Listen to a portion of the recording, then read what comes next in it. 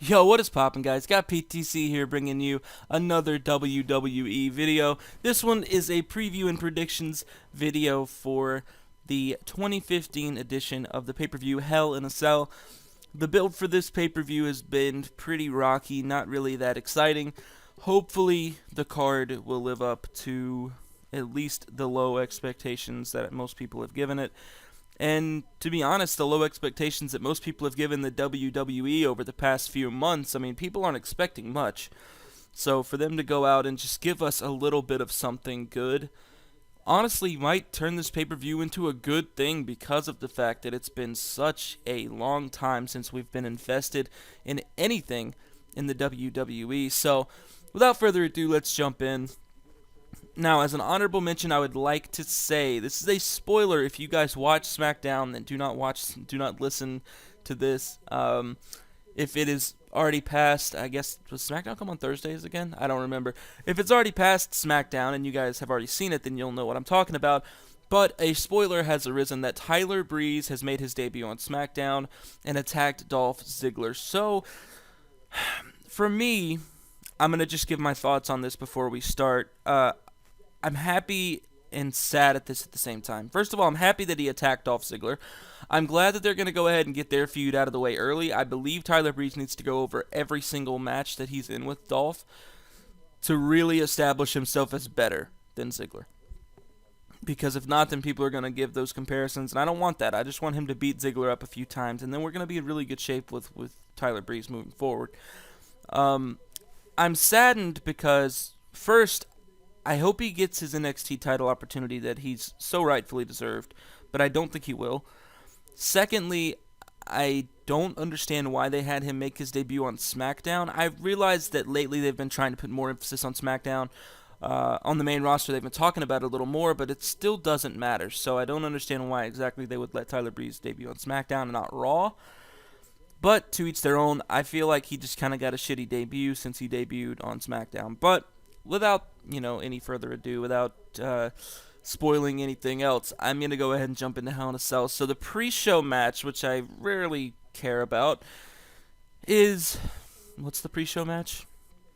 That's right, it's Dolph Ziggler, Neville, and Cesaro versus Rusev, Barrett, and Sheamus. Oh, God. See, I wouldn't... okay, hold on. I wouldn't mind this match. I can say that. I wouldn't mind this match if, first, we didn't see it on Raw. Or second, if it wasn't a six-man tag team match. And third, if it had any kind of bearing on anything. You know what they could have done as a pre-show match to get people excited for the pay-per-view? What about have a six-man battle royal between all of them, and the winner can be the number one contender for the IC or US title? That would make it interesting. That would make people actually want to tune in at 7 o'clock to see this match. It really would create a sense of interest in a match for once in a blue moon. I mean, for God's sake, we don't care about this match. Nobody's going to want to watch this. First of all, because you've got the Borefest Sheamus, and then you've got Dolph Ziggler, who all he can do is really sell. I mean, you got Neville, Cesaro, and Rusev, and that's great, and Barrett, I mean, a lot of people like Barrett. I like Wade Barrett. I think he's great, but, I mean, nobody really cares about these guys right now because they're not doing anything of merit. So, I don't really think it matters who wins this match. I feel like the baby faces are going to get their win back since they lost on Raw. So, I believe Neville, Cesaro, and Dolph Ziggler are going to go over here and get the victory. Now, this match card is in no particular order. It is just in the order of which I read them. So we're going to start out, and this is not what I think is going to start the show. I feel like the Tag Championship is going to start the show. But this is the first match that I see, and we're going to talk about it first. First up, we have Charlotte versus Nikki Bella for the Divas Championship. This is Charlotte's first ever defense of her Divas Championship. And I cannot see any world in which her losing makes any sense at all for the WWE at this point. You've taken a step forward with the Divas, and you've put the title on an actual good wrestler, even though she's got no character and she's not really great on the mic. You've given her the title, which means that right now you're putting wrestling first in the Divas division, which is something important, or at least you're trying to give off the facade that you're giving the wrestler, or you're putting wrestling first, even though you may not be.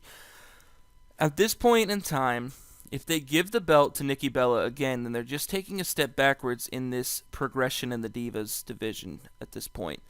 Because they've progressed, and you can't say that they haven't. You know, people who hate the Divas Revolution, and trust me, I hate the Divas Revolution as well, cannot say with a straight face that it hasn't gotten better. It's gotten much better because of the fact that Charlotte, Becky, and Sasha are there.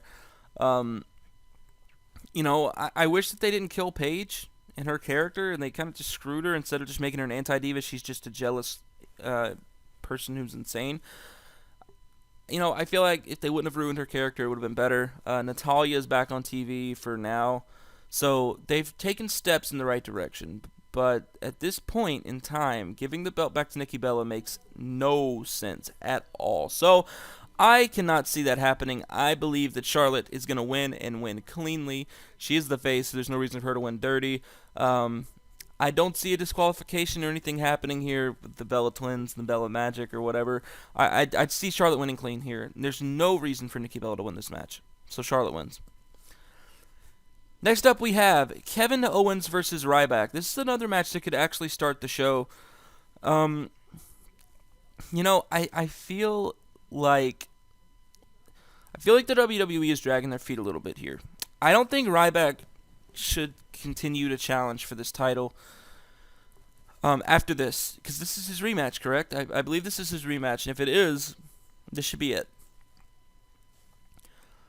I want Kevin Owens to win cleanly.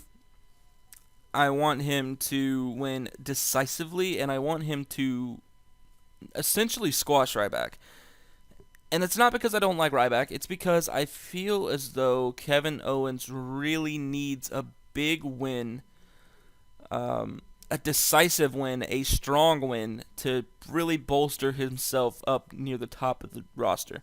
Even though I feel like he's already there, I feel like, you know, he's one of the bigger draws in the company. Even though he's only getting 5-minute matches on Raw, I think people go to Raw and say, I can't wait to see Kevin Owens. That's my guy. You know, and Kevin Owens is my guy. I love Kevin Owens. But I feel like they're wasting him with Ryback, because I don't think Ryback is anywhere near the worker that Owens is. So I feel like they're never going to be able to put on anything but a subpar match, because Ryback's moveset and his ability, he just can't really do much. So this match, I cannot see a scenario in which Kevin Owens loses this match. They've finally given him the opportunity that he needed. I honestly believe that this is better than him having the U.S. title, because he could actually bring some prestige back to this one. Because anything Kevin Owens touches feels like a big deal, because he makes it seem like a big deal. The IC title, for the first time in a long time, seems like it's sort of a big deal because of the guy holding it, which is really good. So I don't think he needs to lose this for at least 6 to 12 months. I think this title reign needs to be very long. And I think it needs to be a dominant title reign. I don't think he needs to even come close to losing this belt for 6 months. I think he needs to really bring some prestige back and then have him lose it at Mania to Sami Zayn coming back. You know, that would be a great payoff to the Zayn and Owens, you know, story arc. It would also be a great payoff for Sami Zayn to win at the biggest stage of them all. And I could see Sami Zayn being an IC title holder for a very long time. Maybe even a career IC guy. And that's not to say anything bad about Sami Zayn. I don't see him winning the big title, but I do see him being a U.S. title or an IC title guy. And I think giving him that title at Mania, if you let Kevin Owens hold it for long enough, is the right move. So I'd see Kevin Owens going over here. There's literally no reason that he should lose. In about 6 months, he's going to be the best thing on the roster if he continues to win. And I really hope that that's what they do, because he's already there. He's already one of the better things on the roster, if not the best, depending on who you ask. So Kevin Owens is going to win this match, no doubt about it. If he loses this match, then the WWE has just squandered another opportunity to make a big star. Next up, we have the New Day versus the Dudley Boyz. Speaking of new stars, the New Day are the hottest thing in the business right now. Now, that is not to say that they haven't cooled off a bit, because I definitely think they've cooled off a bit. I don't think they're as hot as they used to be. However, I definitely think they're still hot enough to where they should not lose to the Dudley Boyz with a Z. There is zero reason that the Dudley Boyz should go over here. they should have been brought in to put over other tag team talent. They should not have come in to challenge for titles, to win titles. That time has passed them by. The Dudley Boyz themselves are not bad. But this storyline hasn't been good. There's been no progression. The Dudley Boyz tend to get over more than the New Day has lately. I know the New Day attacked the Dudleys at one point, and that was good. But, I mean, how many times have we seen Xavier Woods get put through a table? However many times it is, it's too many. First of all, the way that they could have saved this storyline is have the save the tables gimmick actually mean something. Every time the Dudley Boyz try to put somebody through a table, you save them. You save the tables. You run into the ring, you attack the Dudley Boyz, you grab the table, and you run away with it. That way, you're actually creating a storyline. You don't want them to put people through tables. They want to put people through tables. It's a very simple storyline, but it's a story. There's no story being told here. It's just, we're two old guys that came back, and we want your titles, and we're assholes, so we're going to beat you up all the time. That's the storyline. How enticing is it? How excited are you to watch this match? Look to yourself and say, am I really excited to watch the New Day versus Dudley Boyz match? And take out the fact that the New Day is who they are. Say that we had the same build in this match with the Dudley Boyz and the Primetime Players. Would you be at all excited to watch this? No. No. So, I don't see the New Day losing here. I know a lot of people think that the Dudley Boyz are going to take the straps off of them. I pray to God they don't. I think the New Day needs to win this match clean and decisively, but who knows? Who really knows?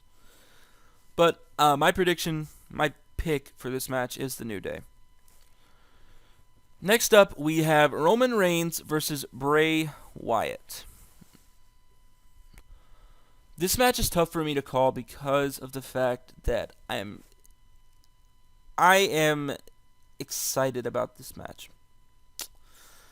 It's hard for me to say that because I don't ever get excited about anything in the WWE anymore, but I'm excited about this match between Roman and Bray. I love Bray Wyatt. I've loved Bray Wyatt ever since he debuted. I thought Bray Wyatt was going to be the biggest thing to happen to the WWE in a really long time. And to see what they've done with him over the past, year, it really hurts my soul. Because Bray Wyatt could have been the biggest thing in the business today if they had built him the right way. But they didn't. And I'm starting to think nothing really is going to change. They're not going to change the way that they've booked the guy now. I don't see Roman Reigns losing. Because he's Roman Reigns. It's getting to the point to where it's just like John Cena. Roman Reigns doesn't lose either. And that's not a way to get anybody over. The best way to get somebody over is to have them overcome an obstacle, not become the obstacle to overcome. That's what's happened with Cena, is Cena has become the obstacle. He has become the one thing on the roster that people have to overcome. Which is why his babyface run is not really a babyface run, because he's not having to overcome any challenges. Nobody's challenging Cena because he wins every match. So for Roman Reigns, they're starting to build him that way as well. I would admire a Bray Wyatt victory here. I would be giddy with excitement if Bray Wyatt won. But I can't see it, unless there's some outside help. Which is sad, because Bray Wyatt should be able to win this match one-on-one. Now, one note on the match that I would like to bring up is I hope they don't wrestle a normal wrestling match in this match. I hope that they have a fight. I hope that it's not just, a normal-ass wrestling match, because Roman Reigns has a problem sometimes, so does Bray, with wrestling a normal-ass wrestling match after getting into a heated feud with someone. And I think that's not even just those guys. I think it's the whole roster. They don't really tell stories anymore.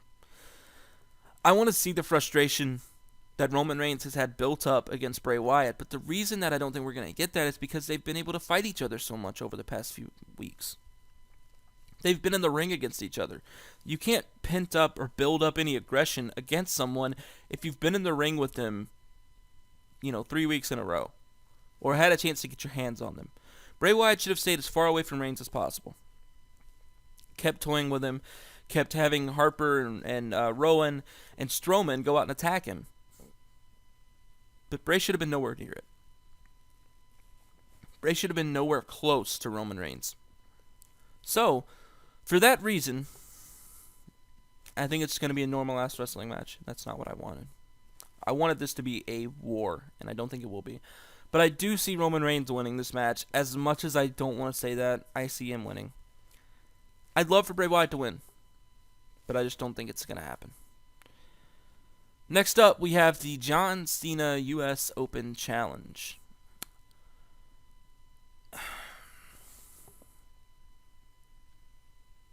I don't care about this match at all.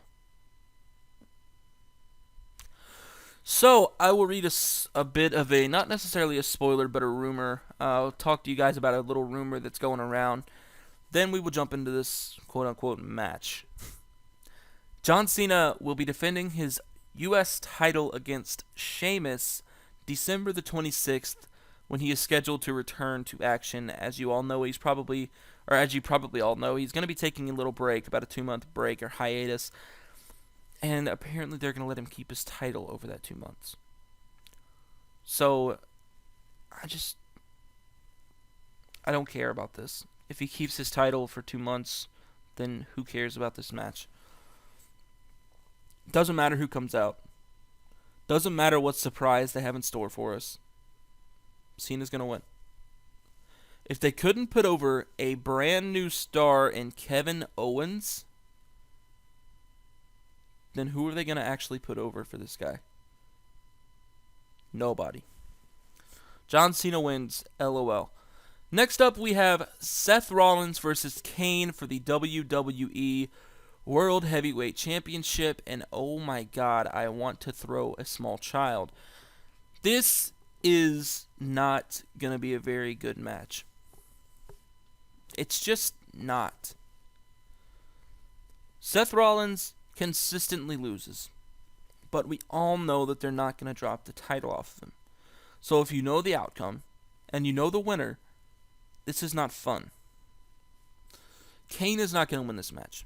As much as people speculate and say, oh, how fun would it be to have a Kane, I know not everybody says this, but I've heard it a few times. How fun would it be to have Kane come out and get his title reign that he deserved?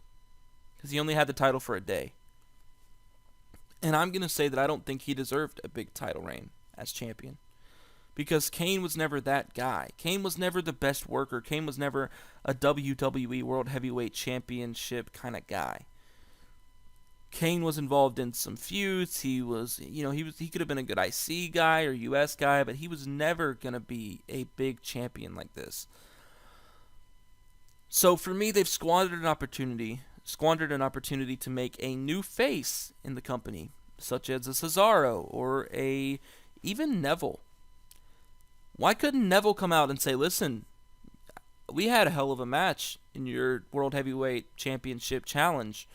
Why don't I fight you at Hell in a Cell? And why don't we have a match and see who the better man is? I mean, would anybody have gotten upset if Neville had this match? What about Cesaro? What about even Ziggler? Would anybody have been upset if another face got this match?